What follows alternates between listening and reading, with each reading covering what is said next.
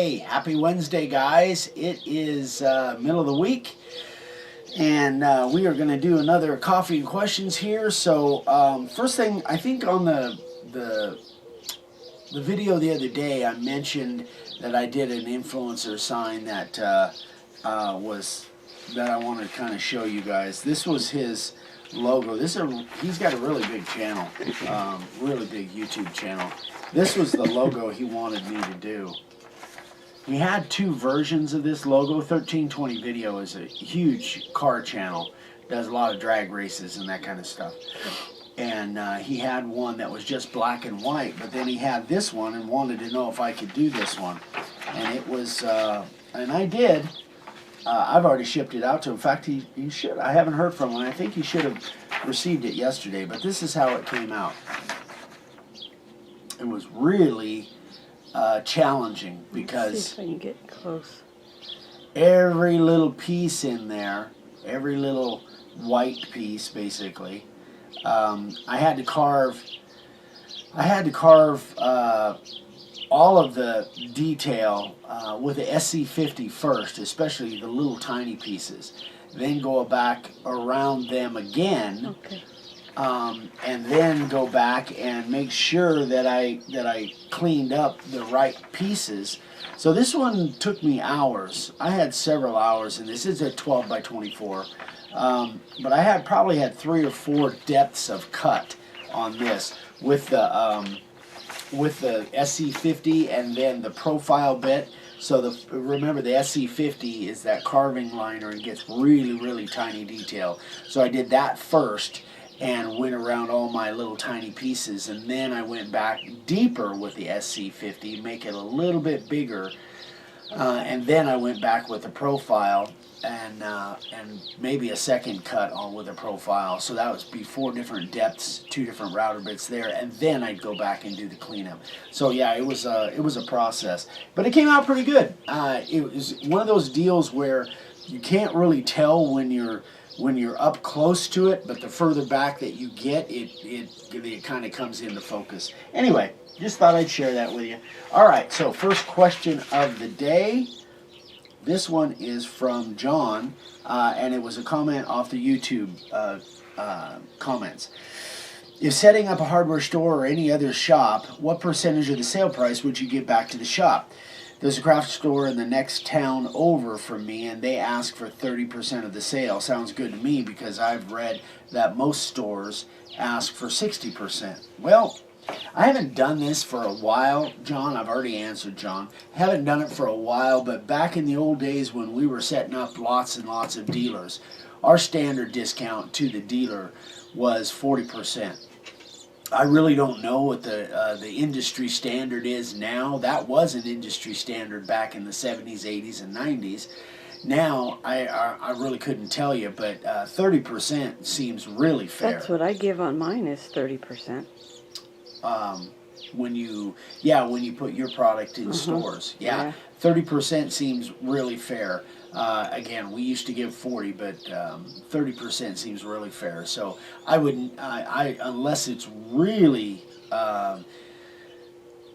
high volumes, I would never give 60%. That's just, that's crazy town right there. I just wouldn't give 60%.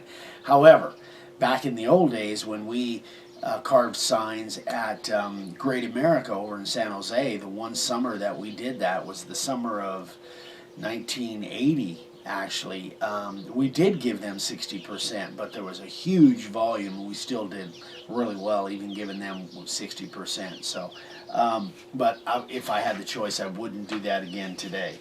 So that hopefully will help you guys if you're looking at setting up dealers. I wouldn't go more than 40%. 30% sounds pretty good to me.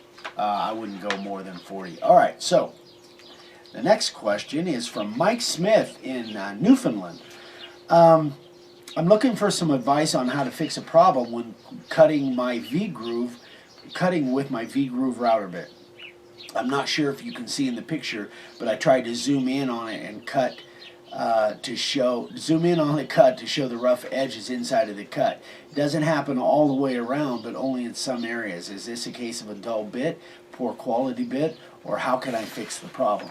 Now, this is, I printed this full size, and it looks kind of grainy, I think because he really zoomed in on it. But if you look real close down in the groove, you can see that it just looks really rough. It's not a smooth cut at all.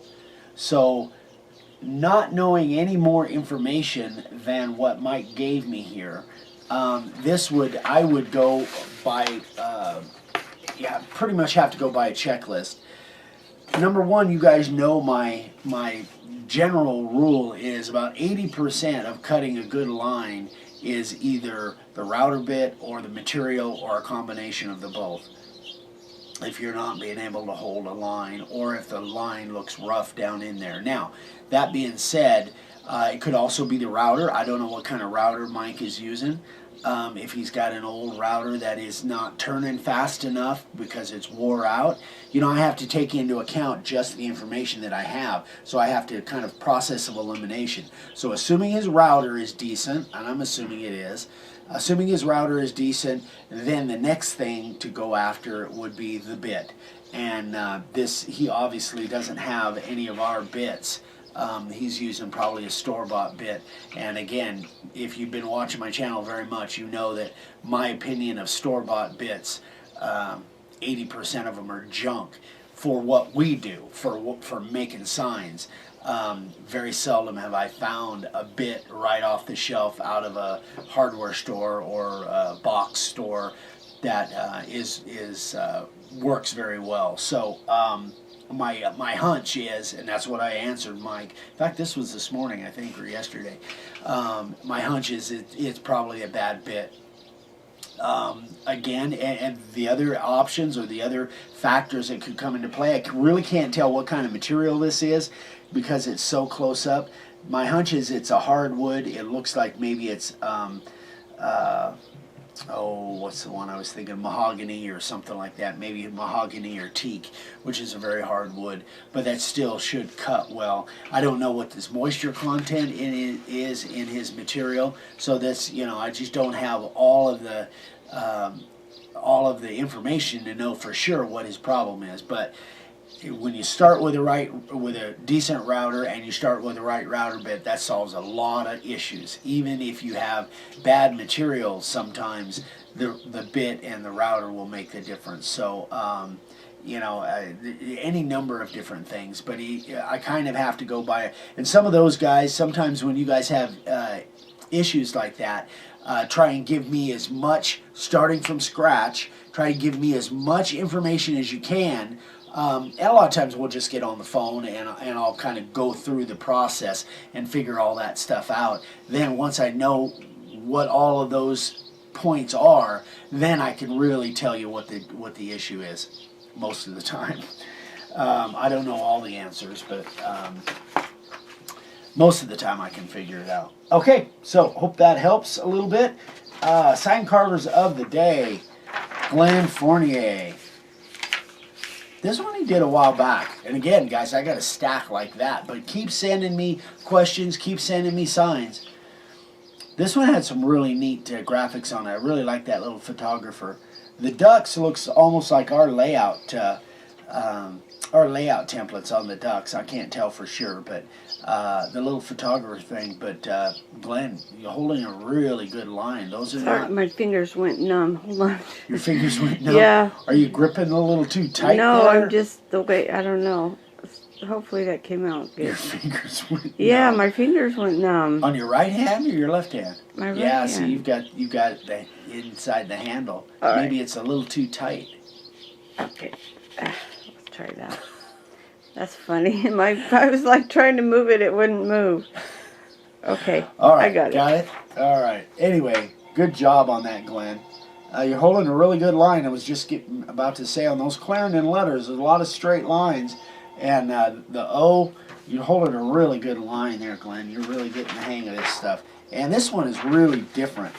Oh, I've got some notes on the back. I didn't even realize. So this is from Omar Eastwind. Let me read what I wrote here. 11 by 23. This is for his band. Left live edges on the side and the top and the bottom. at the top and the bottom chainsaw. So he did the live edge with a chainsaw, which is really cool. And he watered down acrylic paints for the kind of pastel looking, watercolor looking look to it. But I thought it came out really cool. I hadn't seen that color technique.